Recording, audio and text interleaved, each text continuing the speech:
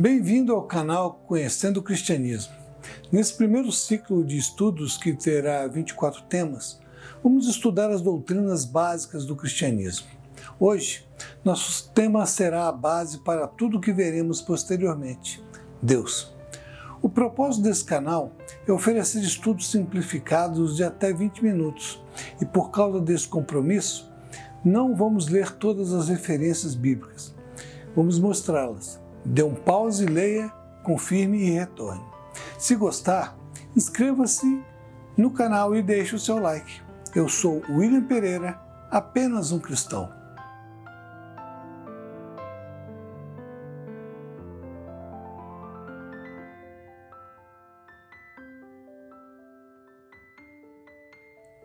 O que ou quem é Deus para você? Qual a sua percepção de Deus? Qual o seu envolvimento com Ele? Deus, seja lá o nome genérico ou particular atribuído a Ele, é uma manifestação presente em praticamente todas as religiões do mundo. Quase todas as religiões existentes nesse planeta têm uma ou várias divindades que atendem por ser o seu Deus. Eu ouvi uma vez alguém que disse que Deus, ao criar o homem, colocou uma necessidade intrínseca, um vazio existencial dentro do homem, que é o reconhecimento de que não se está completo, que falta alguma coisa que dê um sentido para a vida. Nem todo o dinheiro do mundo pode preencher esse vazio. Quando se passeia pela história, voltando desde os tempos mais antigos, a gente vê que a quase totalidade dos povos eram politeístas, ou seja, tinham muitos deuses para adorar. Cada deus tinha um poder ou uma função específica. Não eram completos em si. Vimos isso dos deuses egípcios, dos deuses gregos, dos deuses fenícios e em tantas outras etnias, nações ou culturas. O único povo da antiguidade que tinha apenas um deus era o povo israelita. Na atualidade, temos novas crenças com novas visões e conceitos de Deus. Eu não vejo mais nenhuma nação que adore Baal, Zeus, Diana, Apolo, Afrodite, Osíris, Ísis ou qualquer outros desses deuses pagãos e antigos. Os hindus, por exemplo, têm milhares, se não milhões de deuses em sua religião. Algumas novas religiões definem Deus como uma força mística, uma energia incorpórea, ou que Deus é uma força cósmica que liga tudo o que existe. Cada objeto e criatura tem essa força dentro de si. Não existe um Deus pessoal. Como esse é um canal cristão, vamos focar a definição de Deus, um Deus único na visão da Bíblia, o livro mais traduzido e vendido no mundo. A propósito, a Bíblia será o nosso terceiro tema que abordaremos no canal. O que a Bíblia nos fala de Deus? Certamente Deus é espírito, invisível, mas totalmente real. Logo no começo, em Gênesis, temos as primeiras manifestações de Deus. Já na criação, podemos ler em Gênesis 1:26, façamos o homem à nossa imagem conforme a nossa semelhança. Já de cara, sabemos que fomos criados diferentes da imagem dos anjos, o que nos torna seres muito especiais aos olhos do Criador. No episódio da confusão das línguas na Torre de Babel, podemos ler em Gênesis 11:7, desçamos e confundamos ali a sua linguagem. Em Isaías 6:8 encontramos, quem há de ir por nós? Plural, mais de um. Comum em todos esses textos é que no original hebraico, a língua na qual o Velho Testamento foi escrito, esses verbos estão todos no plural, ou seja, desde os primórdios, Deus já se manifestava como Deus único, que subsiste em mais de uma pessoa, ou melhor, em 3 pessoas. Os praticantes do judaísmo não concordam com isso, pois afirmam que Deus é um só. Afirmam que o verbo no plural se refere a uma forma de conjunção verbal que não temos no português, o chamado plural majestático, que para eles tão somente enfatizam o poder e a grandeza de Deus como um ser todo-poderoso, onipotente, onisciente, onipresente e eterno. E Deus é tudo isso mesmo. É por isso que até hoje eles esperam pelo Messias. Mas nós, cristãos, entendemos que Deus é um e que, apesar de serem 3 pessoas distintas, trabalham em sintonia uns com os outros e cada um tem autoridade e ações específicas, embora todos tenham atributos de Deus. É o que chamamos de Trindade. Esse conceito você não vai encontrar na Bíblia. Não tem nenhuma passagem que fale sobre a Trindade. Esse foi um conceito usado para aludir a um conceito teológico que expressa um claro entendimento nas Sagradas Escrituras, especialmente no Novo Testamento. A Trindade não representa três deuses, e sim um único Deus manifesto em três pessoas distintas. O primeiro a usar esse termo foi Teófilo, que se referiu a Deus como Trias. O pai da Igreja Latina, Tertuliano, foi o primeiro a desenvolver o conceito de Trinitas, o único Deus manifesto em três pessoas.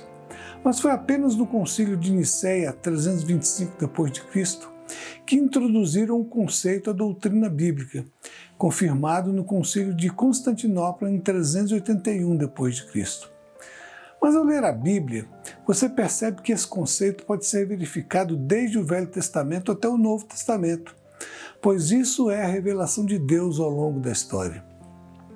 Nem Paulo e nem qualquer outro autor do Novo Testamento usaram em qualquer momento a palavra Trindade. Como a divindade de Cristo era reconhecida por Paulo em suas cartas, podemos encontrar blocos de construção sobre a Trindade nos seus escritos. As referências que vou falar vai ser projetada aqui ao lado.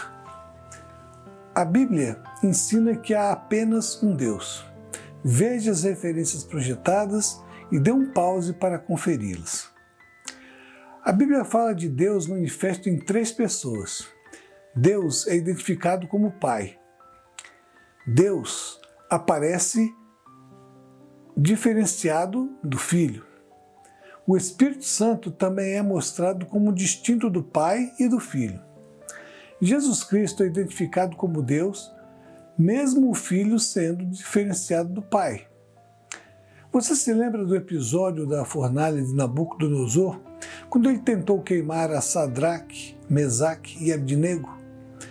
O próprio rei identificou aquele quarto caminhante entre as chamas como quem tinha um aspecto diferente dos outros jogados na fornalha, pois era semelhante a um filho dos deuses. Eu creio que era Jesus em sua forma pré-encarnada. No Antigo Testamento, há muitas referências nas quais o anjo do Senhor é identificado como o próprio Senhor, e em outras é diferenciado dele. Voltando a Paulo, em algumas cartas ele se refere a Jesus como Filho de Deus. Também há referências a Cristo como seu Filho, ou o Filho em contextos onde é nítido que Deus é o Pai, deixando clara a distinção de pessoas entre o Pai e o Filho, como em Romanos e Gálatas, que falam acerca de Deus enviando o seu Filho ao mundo. A distinção de Cristo e o Espírito também era clara para Paulo. Paulo nunca falou que o Espírito sendo crucificado ou ressurreto, pois isso se aplicava apenas a Jesus. E há muitos textos que se referem a Deus o Pai, a Cristo o Filho e ao Espírito de uma maneira que identifica indistintamente as três pessoas da Trindade. Veja depois todas essas referências projetadas. A Bíblia ensina que o Pai, o Filho e o Espírito Santo têm os mesmos atributos de Deus: eternidade, poder, sabedoria, justiça, onisciência, onipotência e onipresença, que nós vamos estudar no próximo vídeo. Por enquanto, basta saber que cada uma dessas pessoas tem funções específicas e complementares uns aos outros. O Pai é o Criador e mantenedor que sustenta todas as coisas. É Ele que atende as orações do seu povo. Por isso as orações são feitas a Deus Pai. Eu tenho visto cristãos, alguns até em cargos proeminentes, que oram ao Filho em vez de orar ao Pai. Oram pedindo bênçãos ao Filho e no final ainda falam em nome de Jesus, o que não faz nenhum sentido. Se isso acontece com você, corrija isso. O próprio Jesus ensinou. Todas as orações devem ser feitas ao Pai em nome de Jesus, o nosso intercessor. Voltando às funções do Pai, ele também tem autoridade específica sobre determinados assuntos. Lembre-se que quando os apóstolos perguntaram a Jesus sobre o fim dos tempos, Jesus disse que esse assunto era da exclusiva autoridade do Pai e reservada pelo próprio Pai. Jesus Cristo estava na criação e por meio dele todas as coisas foram criadas. É o Salvador e mediador do Pai entre nós. Por isso, as nossas orações devem ser intermediadas por Jesus, por causa dos seus méritos, pois nós não temos nenhum. É pelos méritos de Jesus que podemos nos aproximar do Pai. O Espírito Santo é a força que se movia sobre as águas no início da criação. Foi o instrutor que inspirou todos os que escreveram a palavra de Deus no Velho e no Novo Testamento.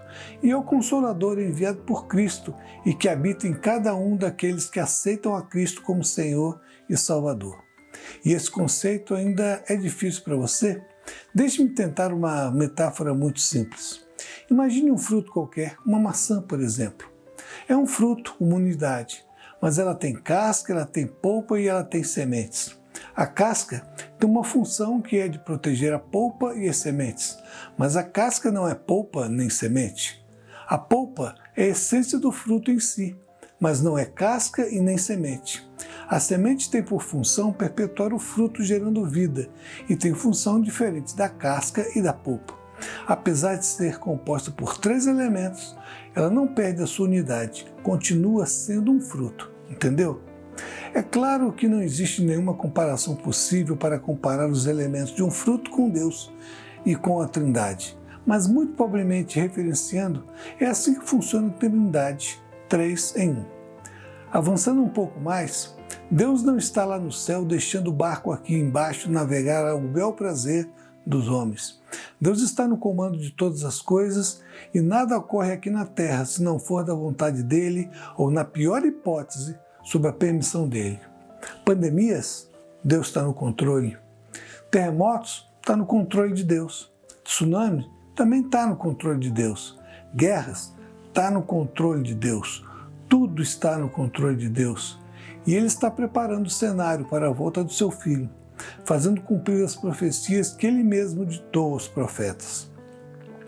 Desde que enviou o seu Filho para restaurar o relacionamento com Ele, Deus está concedendo aos homens a oportunidade de se reconciliar com Ele por meio do seu Filho, e não há outra forma. Não tem jeitinho brasileiro que permita a você se reconciliar com Deus se não for pelo sangue de Cristo. É essa reconciliação com Deus que preenche o vazio existencial do coração humano. Deus é um ser de relacionamento e Ele quer se relacionar com você e com toda criatura que o busque com um coração arrependido e humilde, reconhecendo que Ele é Senhor sobre todas as coisas. Esse relacionamento é possível pela leitura e compreensão da sua palavra e pela oração.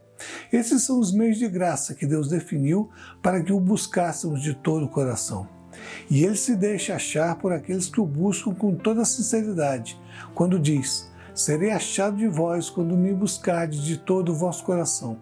Um coração humilde e contrito, Deus não despreza. E não adianta tentar se aproximar de Deus apenas para entendê-lo de uma forma filosófica e satisfazer o próprio intelecto, pois para Deus o que importa é que quem o busque para um relacionamento com Ele, pois a eles Ele se deixará conhecer. Como eu disse no vídeo de apresentação do canal, queremos fazer vídeos de até 20 minutos se o básico não justificar outro vídeo. Então, ainda nesse tema Deus, vamos ver no próximo vídeo os estudos sobre atributos de Deus. Até lá! Se desejar deixar o seu like e se inscrever no canal, fique à vontade. Ative o sininho das notificações caso queira ver os novos vídeos assim que forem lançados. Um grande abraço. Deus abençoe a você e a toda a sua família. Fique na paz.